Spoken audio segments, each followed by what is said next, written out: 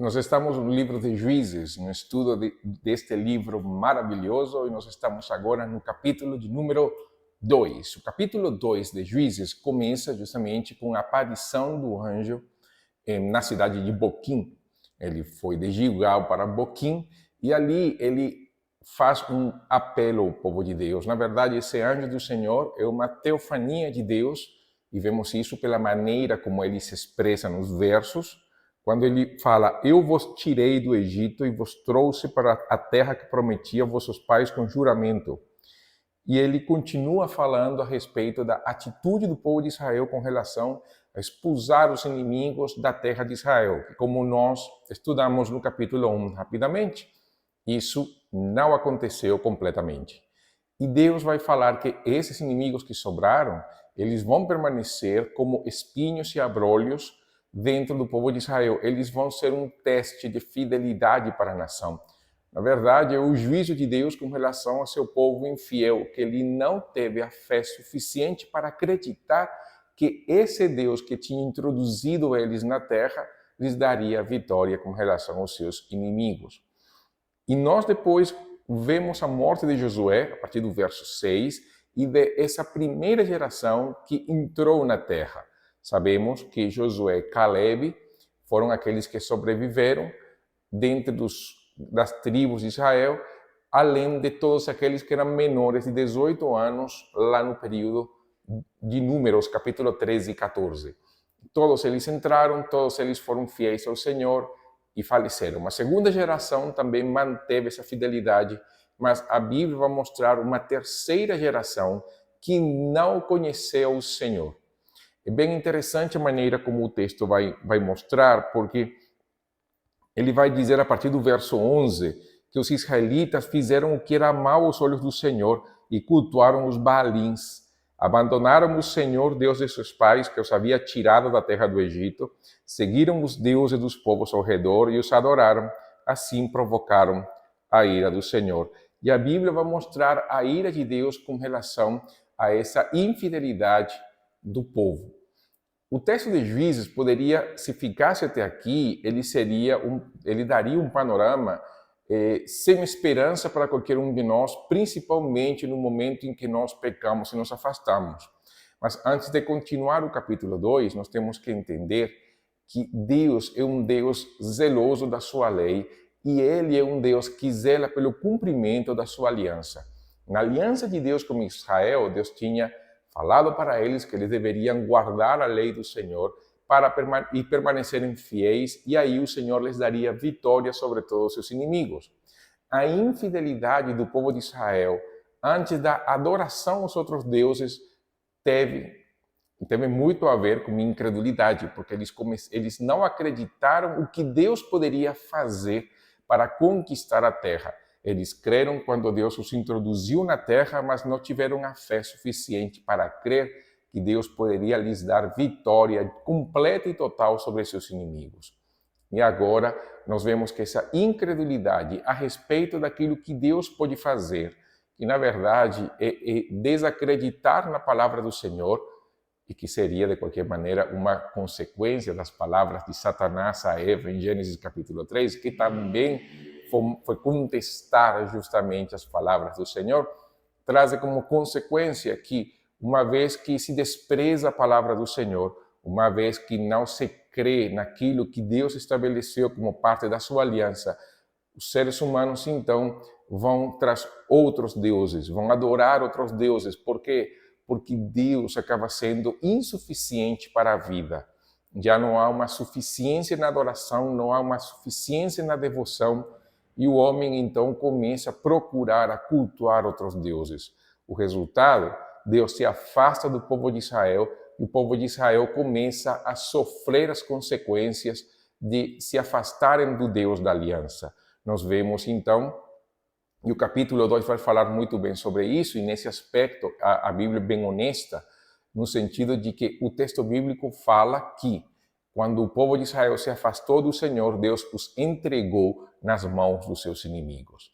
Mas o capítulo 2 não acaba ali. O capítulo 2 continua e fala da misericórdia e a graça de Deus estendida para um povo infiel através dos juízes. E o que a Bíblia vai dizer? O Senhor levantou juízes que os livraram das mãos dos saqueadores.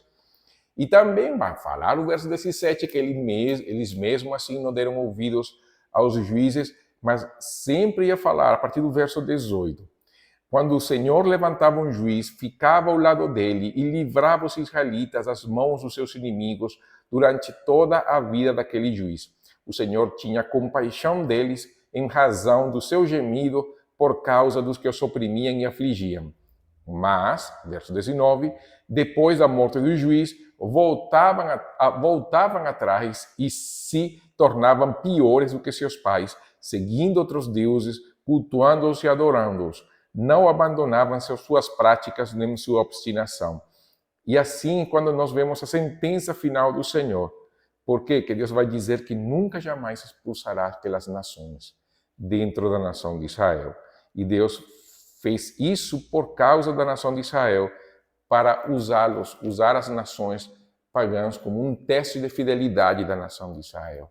É um panorama triste, mas dentro dessa decadência espiritual do povo de Israel, nós vemos a graça de Deus no estabelecimento dos juízes.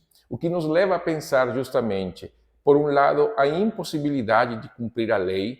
Por quê? Porque a lei é extremamente santa e pura, como Paulo vai dizer aos Romanos. A lei do Senhor ela é perfeita, ela é agradável. O Salmo 19 e o Salmo 119 vão mostrar a grandeza, a beleza e a magnificência que há na lei do Senhor. Essa santidade manifesta, o poder do Senhor declarado. Tudo isso nos mostra que a lei ela é preciosa. Mas o nosso pecado nos empurra para fora da lei. E isso é que nos faz não cumpridores da aliança do Senhor e merecedores do juízo divino. Mas, se no Antigo Testamento, no período dos juízes, Deus levantou juízes para serem libertadores do povo de Israel com relação aos seus inimigos, nós temos Cristo Jesus, aquele que veio não somente para julgar, mas também veio para nos libertar do poder do pecado, dos inimigos que atingem a nossa alma. Nós vemos o contraste. Se em Juízes a Bíblia fala que Deus estava completamente irado com o povo de Israel por causa da sua infidelidade, a Bíblia diz, por outro lado, que a ira de Deus foi sobre Jesus. E todo o castigo que nos traz a paz foi sobre ele. E pelas suas feridas nós fomos curados. Então, a grande boa notícia que nós temos hoje é que sim, Deus continua irado contra seu povo infiel quando praticamos o pecado, quando não vencemos o pecado, quando não vivemos segundo os termos da aliança. Mas em Cristo, toda a ira de Deus foi paga. A justiça de Deus foi satisfeita. E o que nós devemos fazer é justamente voltar ao Deus da aliança, entregando nossa vida, confiando no Senhor e cumprindo os termos da aliança do Senhor, nos mantendo fiéis ao Senhor através da palavra do Senhor, do poder do Espírito, na comunhão dos santos. Então, Juízes vai mostrar o capítulo 2, justamente como o nosso coração é enganoso, como nós podemos ir à procura de outros deuses por causa do nosso afastamento do Senhor, mas como, na graça do Senhor, Deus ainda providencia salvação para todo aquele que vá à sua presença em Cristo Jesus. E a última advertência de Juízes tem muito a ver com o nosso papel dentro da comunidade de fé, começando pelas famílias e indo até a nossa congregação, as nossas igrejas. Quão importante é termos um ensino de qualidade, que ele possa ser transmitido às outras gerações, que ele possa transcender as gerações presentes e que isso faça com que as novas gerações não tenham um conhecimento de Deus limitado ou uma vida com Deus medíocre. Muito pelo contrário, que leve a próxima geração a ser muito melhor, a alcançar aquilo que nós não conseguimos alcançar, a viver uma experiência com Deus muito melhor, mais saudável, mais bíblica daquela que nós temos hoje. Há um desafio no livro de Juízes para sermos pessoas, homens e mulheres, que transmitam a palavra de Deus a uma nova geração e que eles continuem amando o Senhor com fidelidade, com paixão, com zelo, com propósito. para evitar justamente as consequências desastrosas do livro de Juízes. Como vocês sabem, este estudo de Juízes ele vem paralelo com o estudo de Juízes da nossa igreja. O capítulo 2 já foi estudado e por isso nós estamos aqui dando este resumo maravilhoso. Nos acompanhem, o capítulo 3 já começou nas mensagens da nossa igreja, então quando ele acabar estaremos aqui de volta para falarmos sobre este livro maravilhoso dos Juízes. Até então, que Deus te abençoe.